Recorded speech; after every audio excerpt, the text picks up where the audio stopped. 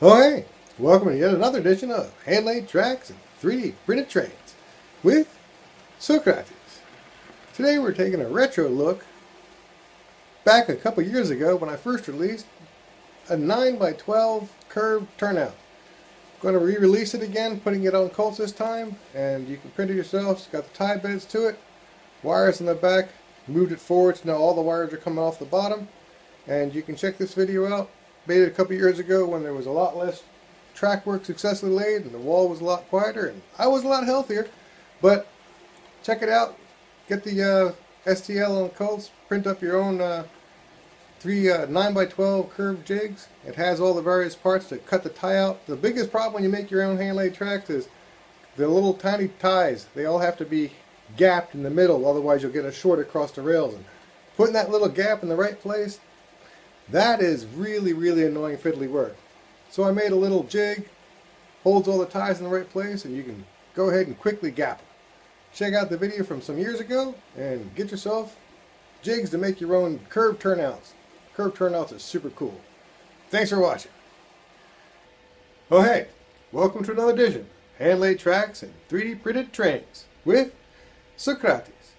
Today we're taking a look at a 12x9 curved turnout. This is something I designed and built myself with a 3D printer. It's based off the Fast Tracks concept, except this is actually a 9-inch curve with a 12-inch diverging rail. Normally it would be a 12-inch curve with a 9-inch diverging rail.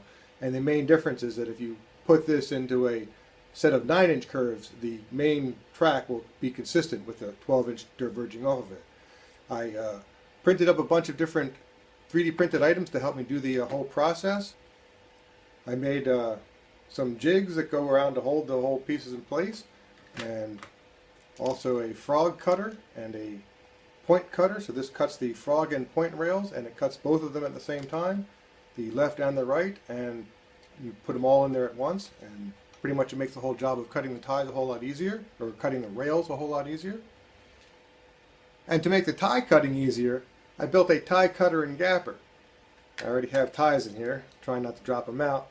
But the first thing you do is you put the cut ties into length here, and you snip them off the length and quickly file the top, and then you put the same ties into the secondary piece, which slips inside. Now they're secured, and you can see them through the windows, and you can see that none of them have been cut. So you can run a quick file, a triangle file through there. You cut the gaps in it because you have to gap all the copper ties, otherwise you'll end up with the dead short. You then pop out the diverging rails, and in this case I added an extra long one as well, and you put them into here for a second cut. You can see that the first gap has been made or not made, and you make sure you have them facing the right side up, and then you gap the second gap, and on the one diverging rail there's always a third gap, and in this case I added a second one with 3 gaps. So this way, gapping the rail or the ties is quick, easy, and very precise, because it's a very difficult job to do by hand, and it's really hard to do accurately by hand. And these little jigs make that much, much easier. And then just like that, you'll end up with a piece of built-up track with your ties gapped, set in position, diverging rails in place. The frogs have been soldered together. This is all ready to be soldered together. And the way I do it is I do the outside rails first, and then the diverging and the frog rails, and eventually you'll end up with a full turnout. I also print the tie beds to go on the back of it, and you end up with a quick, nice 12-inch by 9-inch curved N-scale turnout. Hand-built, hand-designed, handmade. Hopefully it works. And this is a quick video of me building it, chatting about the process. You can download all the various things I just showed and print them up yourself in a 3D printer and make yourself some hand-laid tracks. Love to see what you guys make. Like, subscribe, watch the next of the video, and enjoy me chatting about building a track. Talk to you soon. So this is the building of the 12x9 curved turnout, and I start with the straight track and the rail roller tool, another tool available on Thingiverse. And in this case, you have to build one stock rail to a 12-inch curve and the other stock rail to a 9-inch curve. So the one half of the curved turnout, basically, because it's basically 2 pieces of curved tracks interacting. So you build one rail to each side, and then cut that rail up into a stock rail a diverging rail and a frog rail, and also eventually a guard rail. And you do the same thing with the other rail for the other side, and then you end up with all your parts for the turnout. And to do the frog and the point and the diverging points, I use the frog cutout tool, and you just treat them like they were straight track. And I used my own frog and point cutter does both rails at once. You put them back to back, so it's the flat to the flat and the rail heads that way, and they both slide in at once, and then you file them both at the same time. And even though they're curved, you basically sort of force them in there. It can straighten the rail a little bit, so you sort of hand curve it back into full curved shape again. And then in this case I'm doing the frogs. I used my Fast Tracks jig for a lot of this, although I just recently printed up a little jig to do the frogs. This would go on top of the rail, still using the Fast Track metal underneath it, and this was another way to do the frogs. Then the next thing is cutting out the ties, and again I really love this thing because this is the hardest task to do by hand. If anyone's done it, they'll tell you, but the tool makes it really easy. First snip all the different ties to length and put them in into the outside of the into the case, and basically you want to snip it and then file back that second edge. So you put it in once, snip it, flip it, put it in again and snip it, and then that little piece you throw away. And eventually you fill up the whole thing with your ties, and then with a quick file you sand them all to length, and then they basically move from the bottom jig into the top jig, and the top jig is the one that cuts the gaps into it, and this is me moving them from the one jig to the other. And once they're in there, it just snaps into place, and they have a little window if they get stuck so you can push them out. Snaps it into place, and then you hit it with the filing with the triangle file, and you cut the gaps into it. I think took me a little time to get the extra ones done. Yeah, I think I was short one.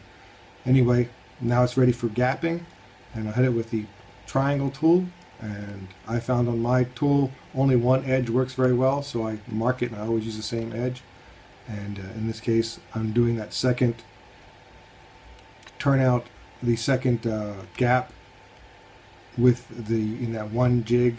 The jig I showed earlier is actually for a different turnout. I'm just realizing I showed this one, which is for the 15 by 9 that I'm working on now.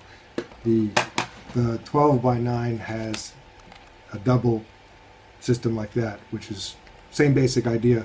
They go in the outside first and then the inside, and then you slip them out of the tie gapper once they've all been gapped, and make sure you're putting them in the right direction, and they slowly go into the jig itself. And again, this is one of the hardest tasks to do by hand, and the single hardest thing is to get that third gap in the proper place.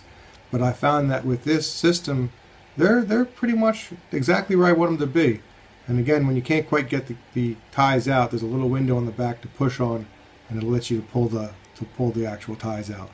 I then make sure they're all pushed into the square corner, because the jig has a rounded corner and a squared corner, and the rounded corner is easy to leverage it out. So I add all the rails, and I make sure everything's in position before I do soldering. So I try to check all the rails are in alignment and engaged, and then I'll start doing one of the two outside stock rails. I do the one on the side that has the circles on it, because that way the soldering iron tends to push the tie more into the gap. That way they're all the way down into the square end of my jigs. And then I tend to start in the middle, making sure that it's engaged. And again, I just do the one rail at a time and slowly go along it. I add a little bit of solder, and then I add pressure and heat it with a second time with the soldering iron, because again, you don't want to put too much heat on the jig, because it will melt. And so I try to put a little tiny bit of solder on the tip of the soldering iron, and then I touch that down and add a little bit more solder, and then take it off as quick as possible, add my pressure and reheat it a second time, and then go all the way around it. And eventually you've got one half the main turnout done. At this point I've got the outside rail done. So again, the little T gauges make sure it's engaged, so I'm constantly making sure that the gauge is there. This was a mistake. I should not have done the frog just there. I had to loosen it up later on in the build. I just do the two outer stock rails. Now at this point I've done the one side, so I'm doing the second side. I used to solder from both ends, but I find it's just easier to just flip the jig and only work from the easy side. But now the rails are all in position and they can't really go anywhere. So it's a lot easier to do it without worrying about moving things. You don't have to check on your gap anymore, because make sure that that third gap is in the right place before you solder the rails. Make sure all the gaps are in the right place, but that third gap is the only one that is so difficult to get in the right position that you really, really want to make sure you have it in the right place. And I also clean the soldering iron tip off. You can't really see it, but basically between most of these things, I'll go ahead and wipe it off on the sponge. And once you've, it's the same basic process, starting in the middle of that other stock rail and just moving down bit by bit, constantly making sure that the gauge is correct. And on the curve, you use the one stock rail and the one diverging rail, and part of it you use the one stock rail and the frog rail. So have to put them all in proper place, have them all formed first, and then you can see, making sure that it all still sort of works. And where it doesn't work, I'm trying to move things in such a way that they do work. And this can take a little while. I take my time with this. I try to make sure that everything's working as clean as possible. The guardrails will help later on, but if it's the best it can be, it's logically going to be the best it can possibly be. And at this point, again, I probably should have done the diverging rails first, and I think that the best would be to do the diverging rail, because to get through the frog cleanly using the little coupler back and forth, the one that I have the hardest time with is the diverging track. So I'm trying to do the diverging side first and then go and do the straight rail. At this point, this one worked out fairly well, as you can see. But once you've got, in this case I think I did the frogs first, and now I'm doing the diverging rails. But I basically make sure I get one spot down and make sure I'm really happy with it, because if you have to lift it off from one spot, it's not that hard. But if you have to lift off every one, it's not impossible, but it really does damage a lot of things, including potentially the jig if you're doing it inside the jig. But I'm getting through the process of adding all the individual solder joints for the frogs and the diverging rails. And one of the things that's important about doing this as quickly, if you like, with as little heat as possible. I mean, if you destroy the jig, it's no big deal, but you still have to get the part out of the jig, and that gets, the harder, the worse you solder, the harder it gets to pull it out. I use a little tiny, I think it's like a 2mm flat screwdriver, and sort of wedge it into the circle ends, and I find that you can kind of just a little bit at a time in a couple places, and then eventually you slip it all the way in, and then you can more or less pop it out. But the worse you're soldering and the slower you do the soldering, by far that's going to make it the worse you're going to have it coming out. And you don't do all the diverging rails, but you do a couple of them to make sure that they're secured.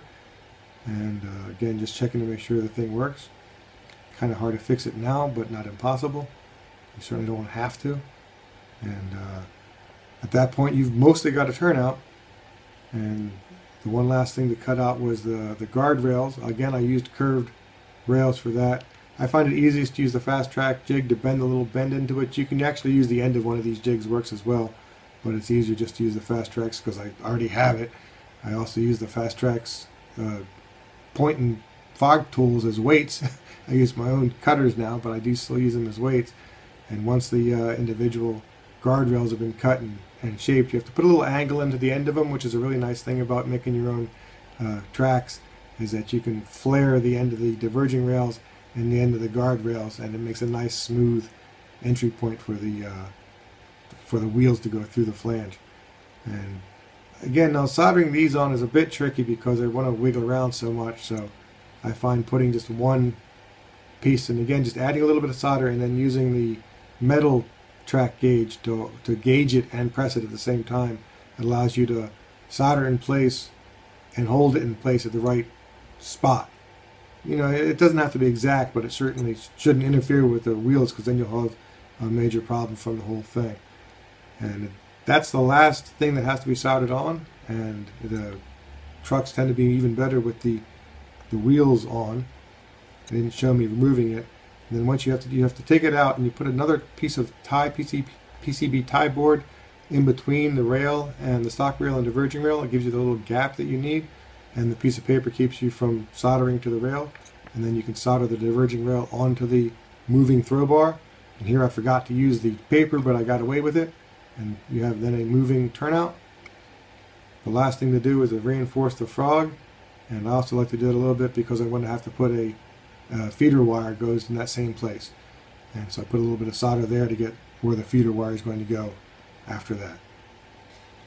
And you solder it in the end because the feeder wire is going to come down through the back so you can put power to the frog, because you end up having to cut a small tiny slot. I use a jeweler's saw, and between the double ties you have to cut to isolate the frog. That way your gaps are on the outside and that triple gap is in here, and there's another small gap in there, and that isolates the frog. So when you switch directions, because as the frog goes this way, this is the positive side and the negative side, for example, but then it comes over here. Now this is going from negative rail to the positive rail. It's just something you have to do with turnouts when you swip them back and forth if you have a powered frog, and this does in fact have a powered frog. So that's the 12x9 hand-laid turnout, 3D printed parts. Get your things on Thingiverse, make yourself a turnout. Check it out, like it, subscribe it, etc., etc. It's getting there slowly. Thanks for watching. See you next time. That's it. Nothing else. Hand-laid Tracks didn't have a theme song back then, but now I don't have a theme song back now. Doesn't have a theme song still. Ha ha!